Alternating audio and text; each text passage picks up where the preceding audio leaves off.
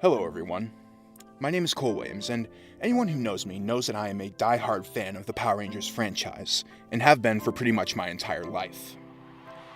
For those of you who might not know what Power Rangers is, allow me to explain.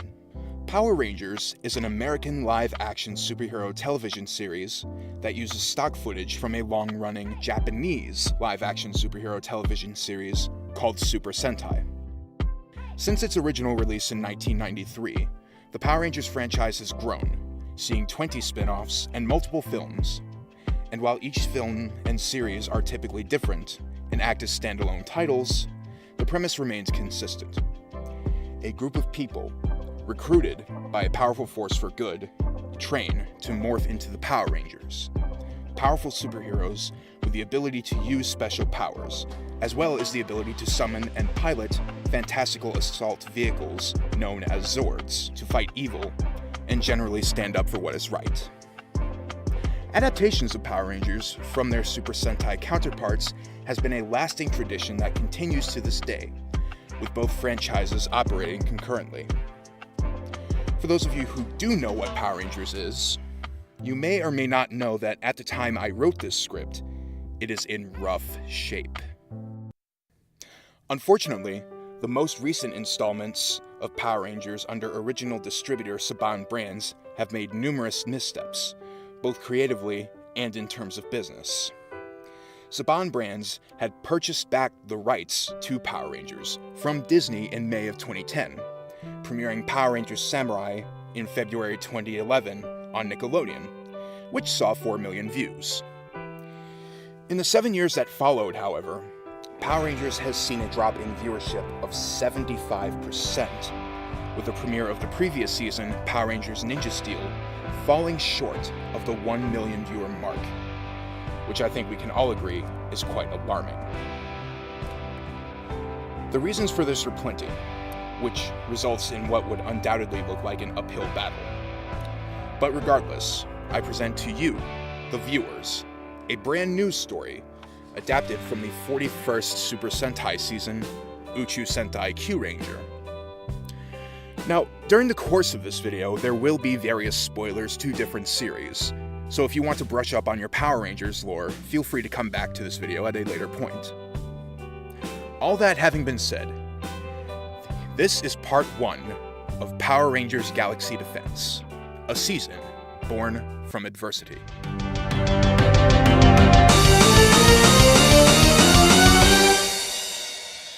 Now, right off the bat, one of the most common complaints about recent seasons is that they have felt too similar, not only to each other, but particularly to their Super Sentai counterparts, especially in the case of the aforementioned Power Rangers Samurai, which has been cleverly dubbed by one YouTube commenter as Samurai Sentai Shinkenger with a 4Kids dub.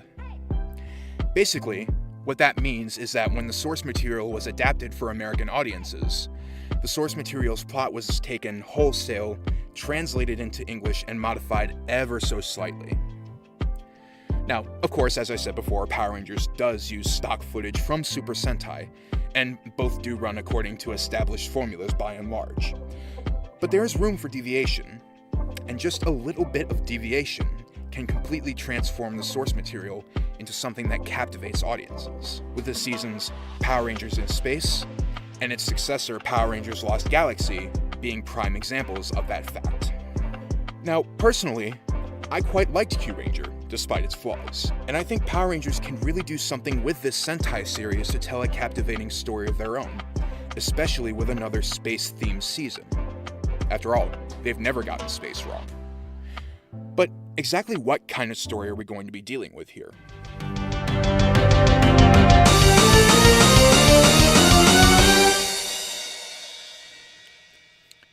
Now, as I alluded to earlier, Super Sentai seasons can, and often are, used as a springboard to adapt to American television because a lot of the stock footage comes from it. With that in mind, Uchu Sentai Kyuranger tells the story of a universe in grave peril, with countless planets, including Earth, having been conquered by a mysterious organization called Dark Matter, led by a vicious despot named Don Armage. In an effort to combat Dark Matter, a rebel force is formed and gathers 9 alien beings chosen from across the universe. These beings are chosen by the Q-Tama, special stones that contain the powers of various constellations, to become the Q Rangers and liberate the universe. Now, if you're watching this particular video, there's a distinct possibility that you already know about Q Ranger and what it's about. But for those who don't consider themselves in the know about Power Rangers or Super Sentai, there's no need to worry. Even though this series will incorporate settings and lore from past seasons, which I will gladly explain along the way, everything I've just said should suffice as far as information is concerned. So, we can move on from here, because I do have ideas that make Galaxy Defense different from Q Ranger.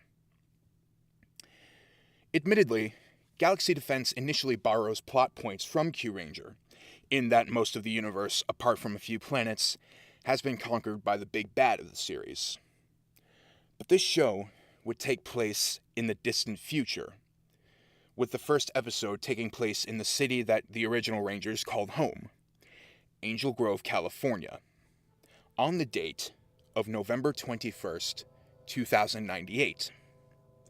Exactly 100 years after the events that took place on an important date in the franchise's history, as that day was the final episode of Power Rangers in Space, which marked the end of the show's original 5-year run, named by fans as the Zordon era, after the original Rangers' extra-dimensional mentor.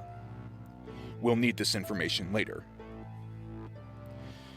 But when we come to Angel Grove, the birthplace of the Power Rangers, the scene is utter chaos. There are these strange-looking creatures which seem like they're mass-produced, marching through, taking prisoners, flying spaceships are opening fire upon the streets, and we have a local military detachment, like soldiers from the National Guard, doing the best they can to repel the creatures and get the civilians to safety, but they're taking a beating. So, already we know the situation is really bad, and it's going to get worse.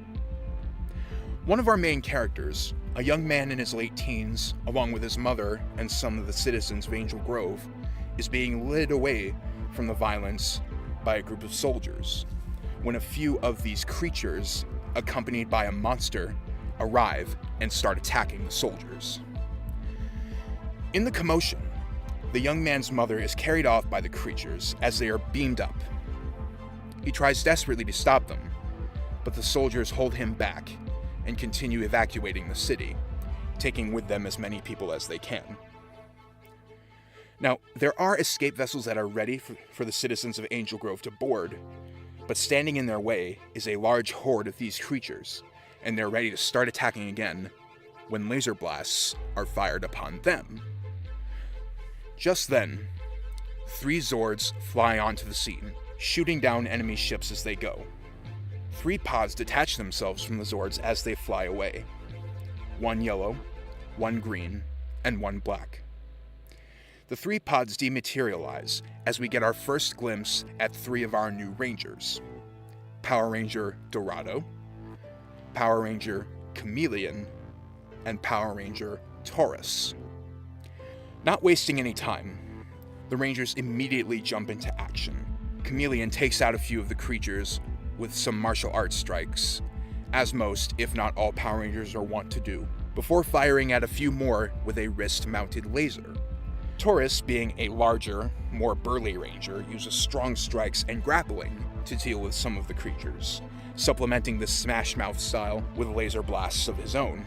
Dorado, he takes precision shots at the creatures. And before you know it, a path to the escape ships has been cleared.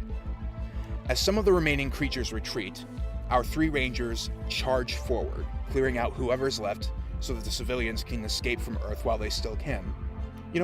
Now that I think about it, Escape from Earth sounds like a good name for a first episode. But anyway, the Rangers get ready to summon their Zords back and return to their home base while the citizens of Angel Grove pile onto the ships. But our young man hesitates. One of the soldiers calls out to him, but our teenager has an idea. Only minutes ago, he saw his mother being carried off to who knows where, and he wants to save her. He thinks this may be his only chance.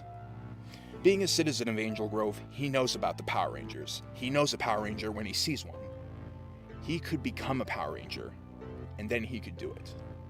Because, he thinks to himself, the Power Rangers can do anything. So he's made up his mind, and he runs away from the escape vessels. The soldier initially tries to get him to turn back, but it's too late. The ships have departed. The young man reaches the Rangers and manages to stow away in the Black Ranger's Zord as the pods from earlier rematerialize. But the Rangers don't notice this until they return to their ship and dock their Zords.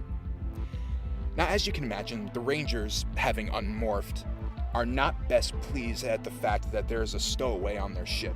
But after he explains his plight, the Rangers tell our teenager to follow them. And he ends up waiting in a room until a door opens, and in walks in a man with bluish skin, facial ridges, and green eyes. And he has this distinguished air about him.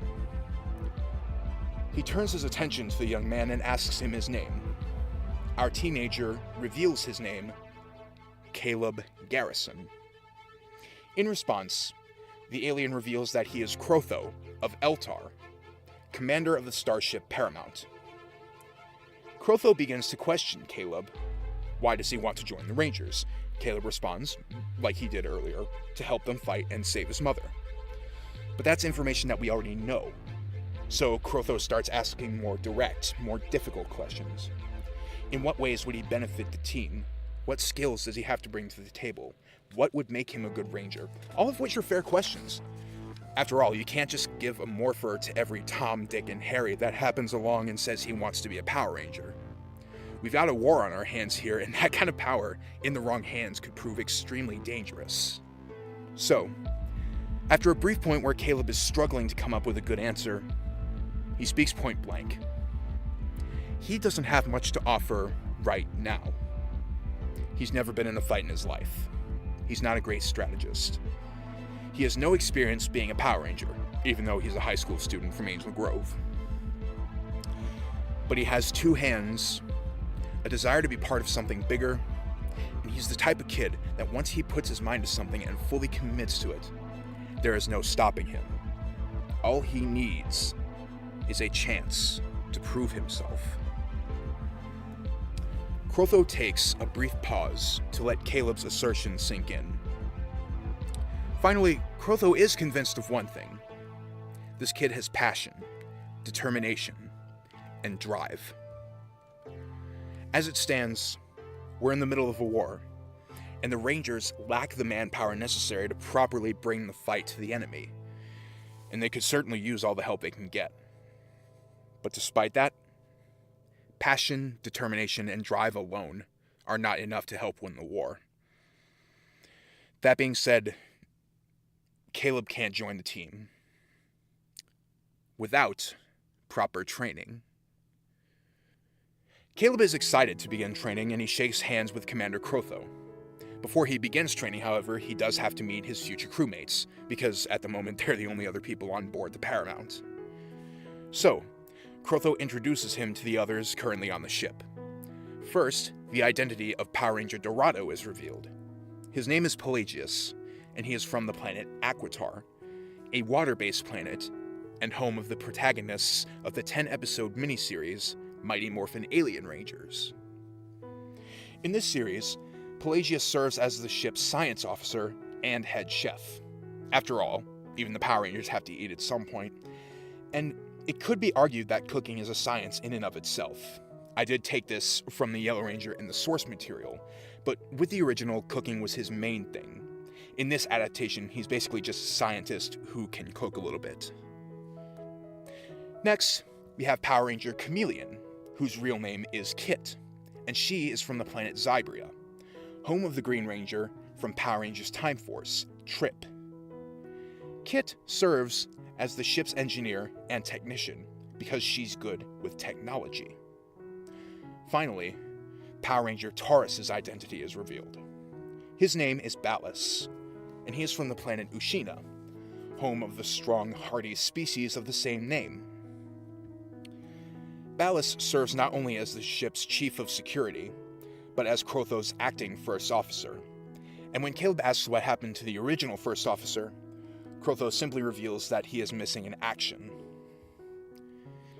It is then that Crotho informs the two that since Ballus is the expert in combat, he will be the one to train Caleb.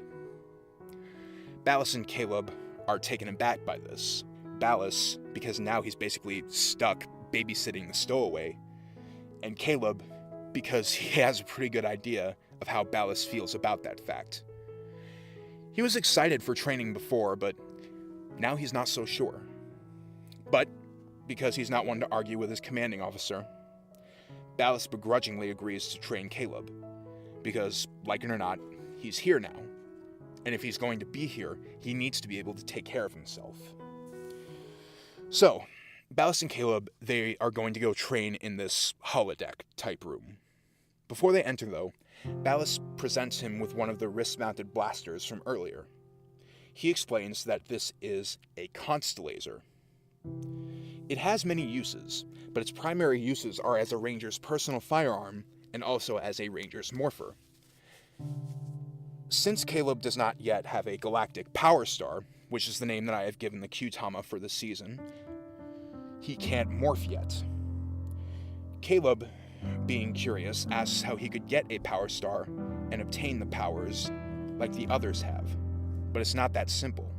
In order to become a Power Ranger, one must establish a bond with a power star, after which they are then able to use the immense energy that the stars possess, being powered by the shattered remains of the Zeo crystal, which we'll say was shattered into pieces when Divatox blew up the original command center and power chamber in the final episode of Power Rangers Turbo. But since the power stars contain the essence of the 88 known constellations in the universe, they're more than just little trinkets that let you become a Power Ranger and also allow you to sell toys. They're almost alive, in a sense. They need coaxing, persuading. You can't choose the power star. It must choose you. So, Caleb tries to fire at targets with his new constellator and doesn't do great. At all. At the moment we're talking nearly stormtrooper level bad shot. To be fair, he did say he didn't have much experience, but we can tell that Ballus was already annoyed with Caleb because he stowed away and that these initial training sessions aren't helping his case. He then tries a program in which he tries to fight a team of maybe 2 or 3 holographic versions of the creatures from earlier, which Ballus refers to as Vilobites. But again, as he's had no prior experience, he doesn't fare much better in this exercise. Ballus is visibly frustrated and he leaves the holodeck, only to be met by Commander Crotho. Ballus makes it perfectly clear that he has some serious doubts about Caleb. He's too weak. He doesn't know what he's doing. He's not ready, etc. But Crotho reminds him that it is his task to get him ready for when he has no choice but to fight. And besides, there was a time when Ballus wasn't the model fighter. After a moment of consideration, Crotho shows Ballus something that proves important. Caleb's still fighting. It's true, he's currently a weak fighter. He doesn't know what he's doing, and if he were to go up against another horde of Vilobites, he wouldn't be ready. But despite that, he isn't giving up. Every time he gets knocked down, he gets back up and keeps fighting.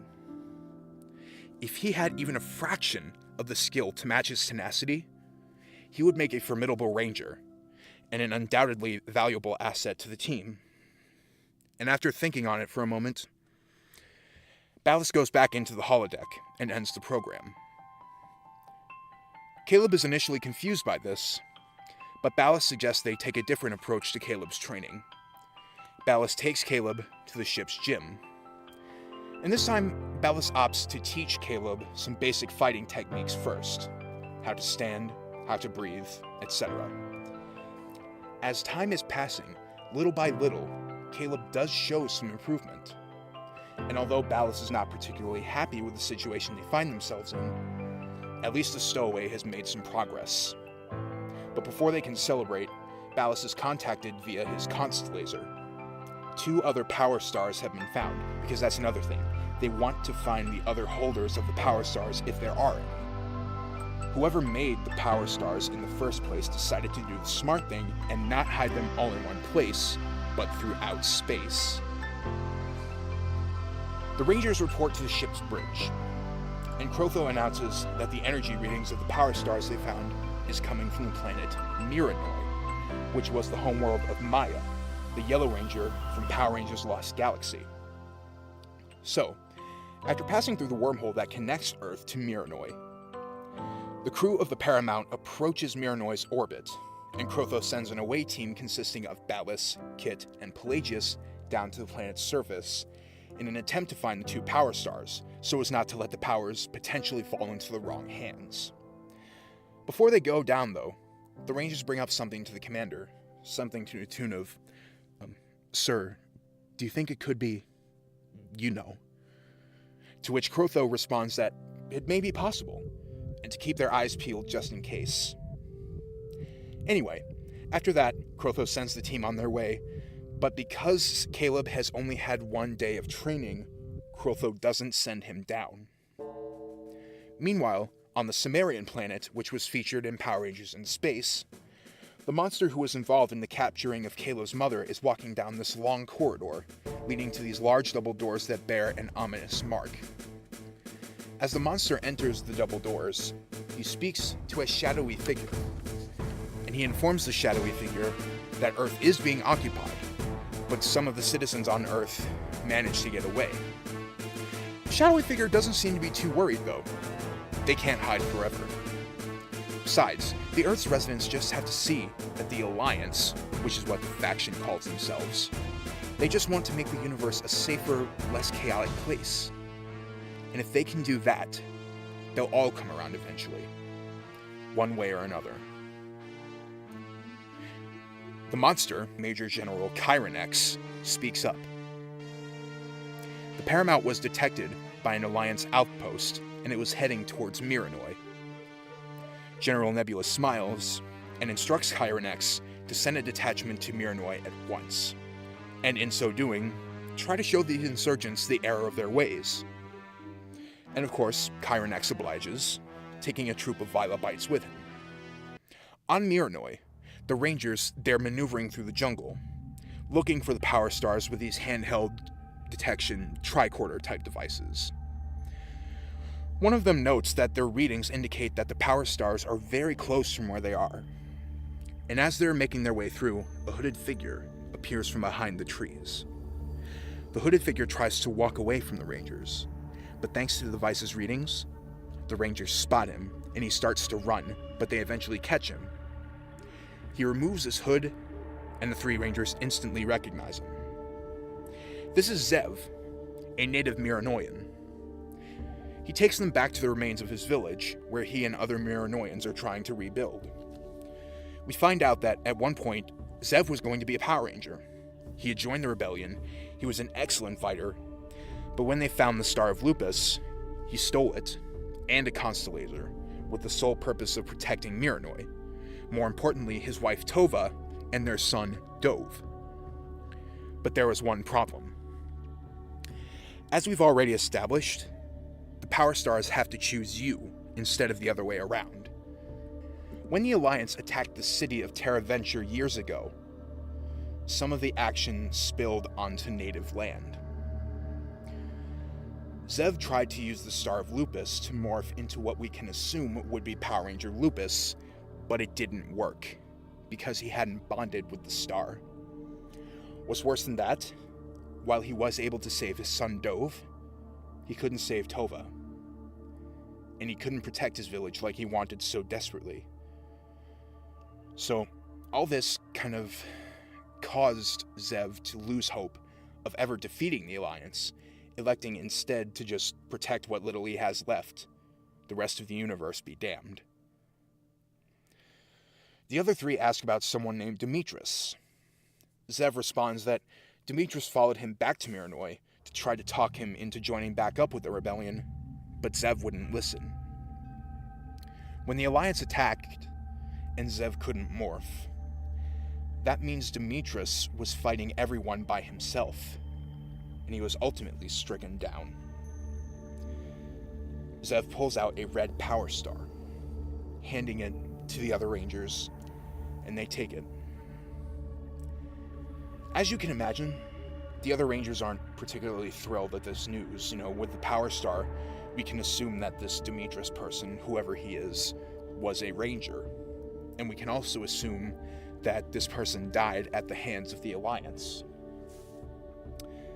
That said, Ballas kindly suggests that if Zev has neither any desire to fight the Alliance, nor the ability to use the Star of Lupus, which is currently hanging around Zev's neck, that he return it while he's at it. And, to his credit, Zev is about to do so when an explosion shakes the whole place. They run outside, and there are several Violet Bites. They advance, and Zev runs away, Star of Lupus in hand. He runs back to his home, grabs Dove, and they exit their home only to be met by Violet Bites. They attack Zev, and they're about to take Dove away like they did Caleb's mother earlier. And he's thinking, I'm afraid, but I've already lost my wife, and if I don't do something quick, I'm about to lose my son. And Zev punches the Violet Bite, which causes it to drop Dove, who runs back inside. He then fights both of them off, and they retreat. Zev looks at his hand and notices that it's radiating this blue aura. He opens his hand, and it's the Star of Lupus. It's bonded with him. He can use it now. And he finally realizes that there's more at stake in this whole situation. He has a responsibility to much more than just Miranoi.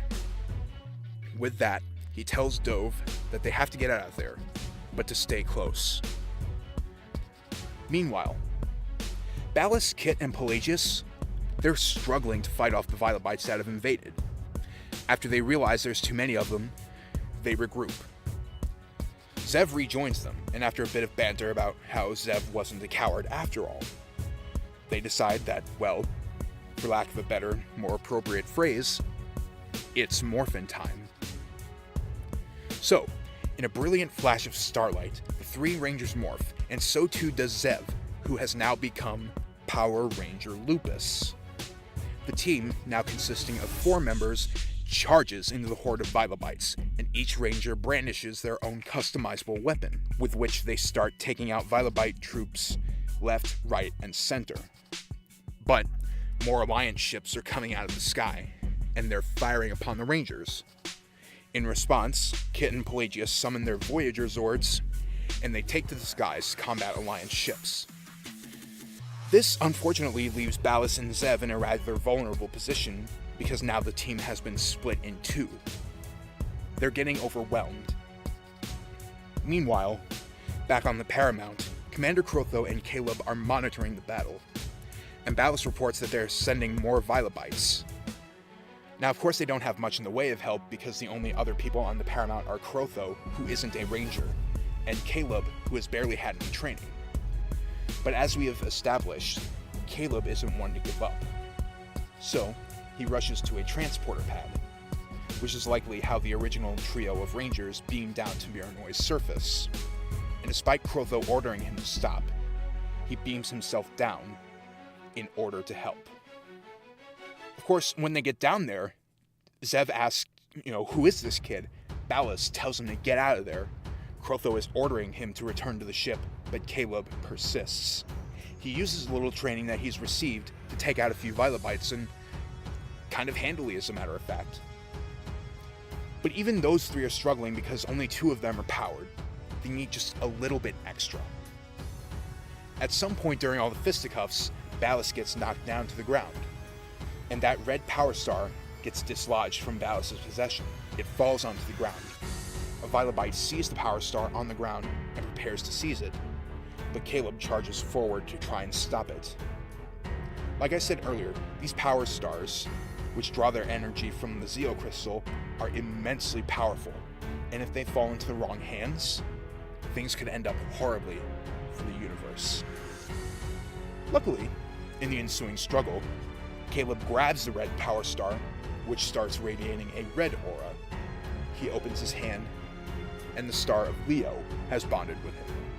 Ballas and Zev catch a glimpse of this, and they're taken aback. Like, really? Him? Well, apparently, yes. This kid. So, now he has the power, and he also has no time to waste. After fighting off a few more Vilobites, Caleb locks the Star of Leo onto his constellator, pulls the trigger, and in another brilliant flash of starlight, Caleb Garrison, the stowaway turned rookie resistance fighter from Angel Grove, becomes the new Power Ranger Leo.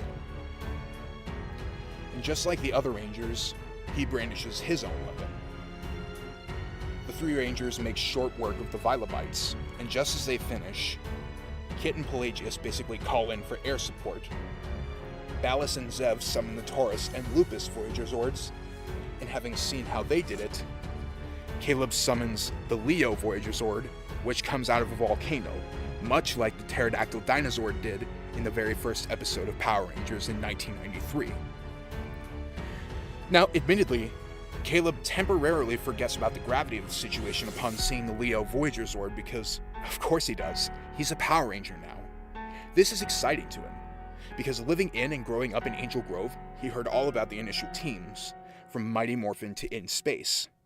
But just then, Crotho warns the Rangers that the Vilobite troops are trying to destroy Taronda, Miranoi's ice moon, which would not only leave Miranoi vulnerable to meteorites, but as a more immediate consequence, the moon itself will become a series of meteorites. Zev remembers that Dove is still on Miranoi, and now he's especially driven because such a meteor storm would destroy everything and everyone. So the Rangers are heading to Taronda, and Vilobites are trying to slow them down. But the Leo's Voyager Zord is paying some serious dividends. As the Leo, Taurus, and Lupus Voyager Zords catch up with the Dorado and Chameleon Voyager Zords, Caleb is so excited that in taking out a few Vilobite ships, he also takes Kit and Pelagius aback when he fires an energy cannon blast. The others chastise him to watch where he's shooting, and Caleb flies towards them as they tell him to move the Star of Leo towards himself, which allows Kit and Pelagius to land somewhat safely, as the body and arms of the Mega Voyager Zord is formed, at which Caleb, offers an apology. But they can't worry about that now because they need to stop the Alliance troop from destroying Taronda. They arrive on the moon's surface as Ballas and Zev catch up with them, and they combine with the other Zords to complete the Mega Voyager Zord. We get our first Megazord battle, another staple in the Power Rangers franchise, against an enlarged Vilobite, and of course, the Rangers deal the final blow to the giant Vilobite, stopping it and the Alliance from destroying Taronda, saving Miranoi, sparing the native lives, and winning the day. Hooray! But, of course, the celebration is short-lived, because even though the Alliance troops were fended off for now, and Zev and Dove are now on the ship, the latter as a civilian, there's still something that needs to be addressed. That being said, Crotho calls Caleb into his office and reprimands him.